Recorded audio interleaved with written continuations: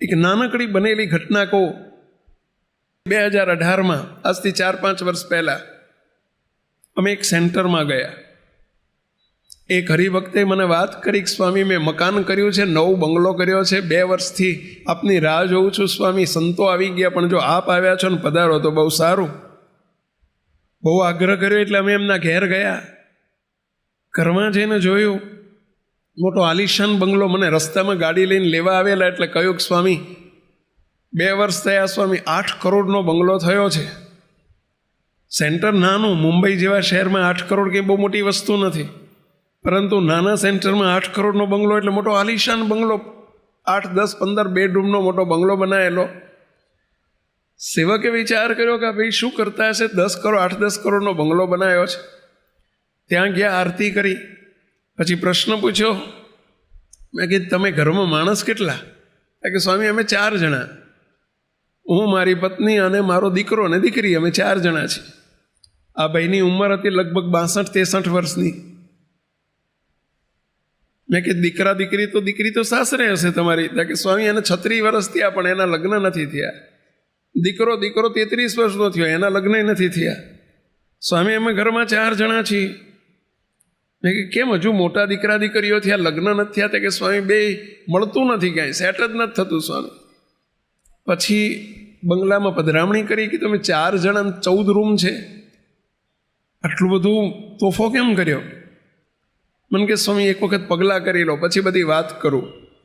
બધાય ઠાકોરજીના પગલાં થયા. પછી એક રૂમમાં લઈ ગયા. મને કે સ્વામી આપણે એકલા બેસવું છે.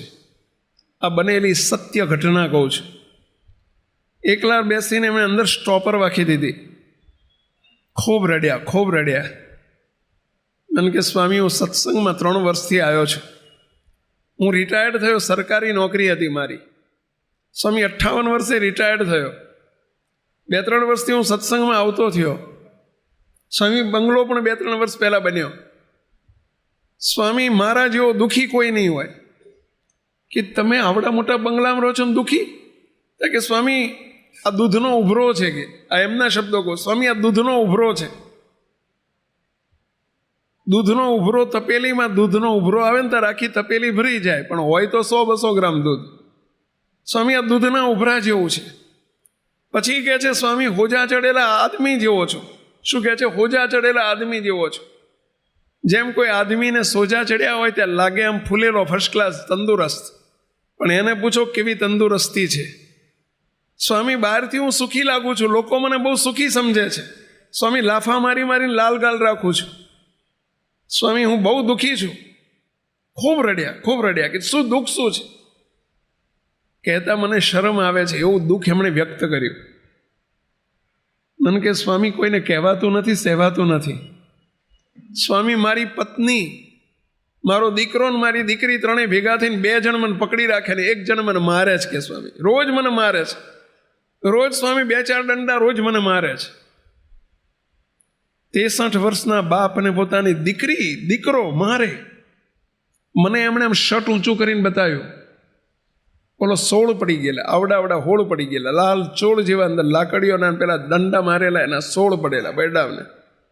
મને કે સ્વામી દીકરીનો માર ખાવો પડે, દીકરાનો માર ખાવો પડે, સ્વામી પત્ની મારે, સ્વામી ત્રણેય એક થઈ જાય ને મને મારે છે. સ્વામી આ દુઃખ કોને કેવું?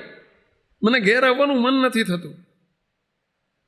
સ્વામી હું આટલી ભક્તિ કરું છું, ભગવાને મને આવું દુઃખ કેમ આપ્યું? એમને મેં 2 હાથ જોડીને પ્રશ્ન પૂછ્યો, ખોટો પૈસો, લાંચ રૂશ્વતનો પૈસો આવ્યો છે ઘરમાં? મને કે સ્વામી લાંચ રૂશ્વતનો જ પૈસો છે આ બધો. સ્વામી નોકરી કરતો તો મને સત્સંગ નહોતો. સ્વામી પાવડાથી પૈસા ભેગા કરતો હતો. આ એમના શબ્દો છે. પાવડાથી પૈસા ભેગા કરતો હતો. આ પૈસાનો બંગલો બનાવ્યો છે. મેં કીધું આ દુઃખ એનું છે, આસુરી દ્રવ્ય છે. આ દ્રવ્ય આસુરી છે, તમને દુઃખી કરી રહ્યો છે. દુનિયાને લાગે છે કે તમે સુખી છો, પણ અંતરથી તમે કેટલા દુઃખી છો. હું તો અહીં બેઠેલા બધાને 2 હાથ જોડી વિનંતી કરું છું, આ વાત એ પરિવાર માટે નથી કરતો. જરા તપાસજો. રોજ દાળ ભાત શાક રોટલી જમતા હોય તો અઠવાડિયે જમજો. શાક રોટલી જમીન દિવસો કાઢવા હોય તો કાઢવા પડે તો કાઢજો, પરંતુ અધર્મનો પૈસો, ખોટું કરીને લીધેલો પૈસો, લાંચ રૂશ્વતથી મેળવેલો પૈસો, કોઈને છેતરીને, દગો કરીને, કપટ કરીને, પ્રપંચ કરીને, ચોરી કરીને આપણા ઘરમાં, પરિવારમાં એક પૈસો આવવા ન દેશો, એટલી હું આપને વિનંતી કરું છું. કારણ કે તમે રોતા રોતા અમારી પાસે આવો છો, તમે રોતા રોતા પાછળથી અમારી પાસે આવો છો, કાંઈ દુઃખી થાઓ છો ને અમને દુઃખી કરો છો. અમે તમારા માવતર છીએ, પહેલાં સંતો આપણા માવતર છે. તમારું દુઃખ અમે જોઈ શકતા નથી હોતા, અને એ પૈસો હેરાન કરી નાખે, આસુરી દ્રવ્ય પાયમાલ કરી નાખે. કાં તો પાછળની પ્રજા નાલાયક પાગે, છોકરા છોકરીઓ નાલાયક પાગે, કાં તો વ્યસનોમાં જાય. આસુરી દ્રવ્યના 5 દીકરા છે. જે 5માંથી એક પણ દીકરો ઘરમાં આવી જાય એટલે સમજી લેવાનું કે કોઈ રીતે આસુરી દ્રવ્ય આવી ગયું છે. તપાસ કરજો, તરત રેડ લાઇટ બતાવે છે, એલર્ટ બની જજો. કોઈ દ્વારા પૈસો આસુરી દ્રવ્ય આવી રહ્યું છે એટલે એને 5 દીકરાઓમાંથી કોઈક પણ દીકરાથી આવવાની શરૂઆત થઈ જશે. એક આસુરી દ્રવ્યનો પહેલો દીકરો કુસંપ.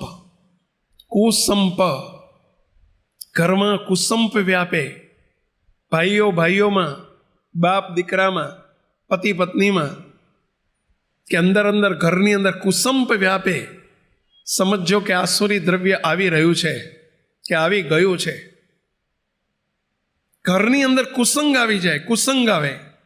કુસંગ એટલે સમજ્યા? કુસંગી મિત્રોનો સંગ થાય. કુસંગ પરિવારની અંદર ન કરવાનું, બધું ન ખાવાનું, ન પીવાનું આવતું જાય, એ કુસંગ આવ્યો કહેવાય. ઘરની અંદર વ્યસન આવે.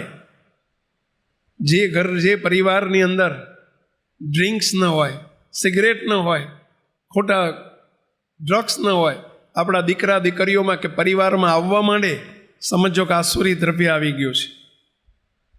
ચોથું, જે ઘરની અંદર વ્યભિચાર બેસે.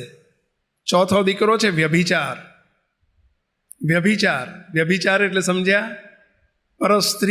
સ્ત્રીને પરપુરુષનો સંગ અને પુરુષને પરસ્ત્રીનો સંગ, એને વ્યભિચાર કહેવાય. જે ઘરની અંદર વ્યભિચાર આવી જાય, સમજી લેવું કોઈ આસુરી દ્રવ્ય આવી ગયું છે. અને છેલ્લું, જે ઘર અને જે પરિવારની અંદર ઉદ્વેગ અને અશાંતિ આવી જાય, મોટા રોગ આવીને ઉભા રહે, કોર્ટ કચેરીઓમાં જવું પડે, કોઈ ઢસડી જાય, અંદર અશાંતિ, ઉદ્વેગ ને અશાંતિ વર્તે, સમજો આસુરી દ્રવ્ય આવ્યો છે. પાયમાલ કરી નાખે. જરા તપાસજો. આપણે ભૂલમાં કોઈ દિવસ આ ન કરશો.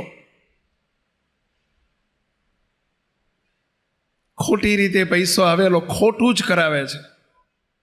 જેવી રીતે આવે એ રીતે જ જાય છે. ભગવાનથી ડરતા રહેજો, દુનિયાથી નહીં, ભગવાનથી. બીજો આપણે કે ભગવાન બધું જુએ છે, કોઈ નથી જોતું એ વાત ભૂલી જજો. ભગવાન બધું જુએ છે. હમણાં જ